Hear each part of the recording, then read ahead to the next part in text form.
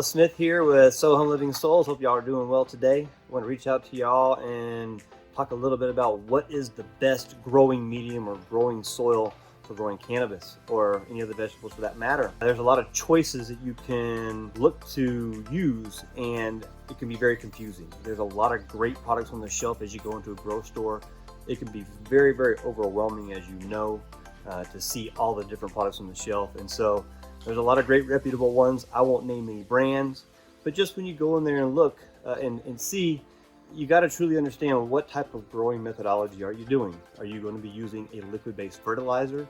If that's the case, you can go in and buy some kind of inert medium, whether it's coconut coir or peat-based, and those will work great by just using a liquid line off the shelf and using one of those products. And there's a lot of options out there in the marketplace. Go ask the guys who work in the grocery store who they recommend as far as a great vendor for their growing medium. And depending on how flexible you want to be with that coconut coir, that peat-based perlite mix, you also can go in and add worm castings and still add your liquid fertilizers if you want to. You can do top dressings with bat guanos and these things while still using liquid fertilizers.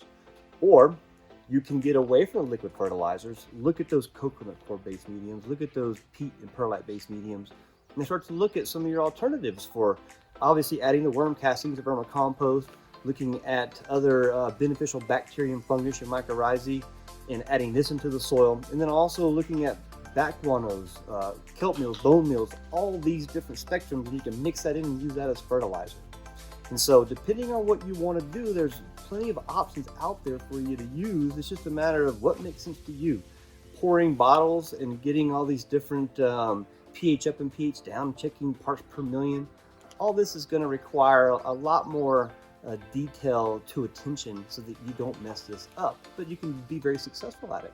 Or you can go buy some living soils like SoHum Living Soils that's pre-made for you, that all you have to do is just go buy a bag and just add water.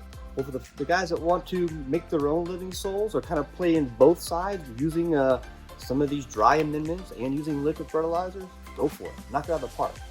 It's so flexible. You can have so much fun with this. And so I recommend you go figure out what works for you in your time and your commitment to being able to do it weekly. At the end of the day, do that you enjoy the end product of what you're smoking.